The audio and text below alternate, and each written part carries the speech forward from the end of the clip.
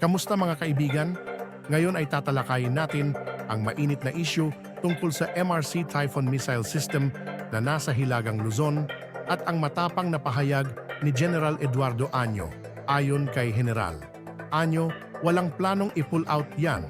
China cannot dictate us on what to do. Ano nga ba ang kahulugan nito para sa ating bansa? Ang MRC Typhoon Missile System ay isang makabagong teknolohiya mula sa Amerika na kayang tumarget sa mga banta mula sa lupa at himpapawid. Malaking tulong ito para sa coastal defense ng Pilipinas, lalo na sa harap ng mga panghihimasok sa ating teritoryo. Ngunit hindi lang ito usapin ng depensa ng Pilipinas. Malaki ang papel ng US-China rivalry dito dahil sa strategic location ng Pilipinas sa Asia-Pacific. Importante ang bansa natin sa mas malaking labanang geopolitikal ng dalawang superpower. Ngunit hindi lang ito usapin ng depensa ng Pilipinas. Malaki ang papel ng US-China rivalry dito dahil sa strategic location ng Pilipinas sa Asia-Pacific.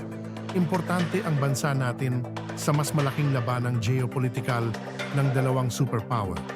Matapang ang paninindigan ni General Año. Sinabi niya, China cannot dictate us. Ipinapakita nito na hindi tayo papayag na diktahan o kontrolin ng ibang bansa ang ating mga desisyon, lalo na pagdating sa ating seguridad at kasarinlan. Pero syempre, may kaakibat na panganib ito. Ang tanong, handa ba tayo sa posibleng epekto gaya ng retalyasyon mula sa China o posibleng gulo sa ekonomiya? Bukod dito, may mga nag-aalala rin na baka masyado tayong maging dependent sa Amerika pagdating sa depensa. Paano nga ba natin ibabalance ang ating kasarinlan at ang pagkakaroon ng suporta mula sa ibang bansa tulad ng US?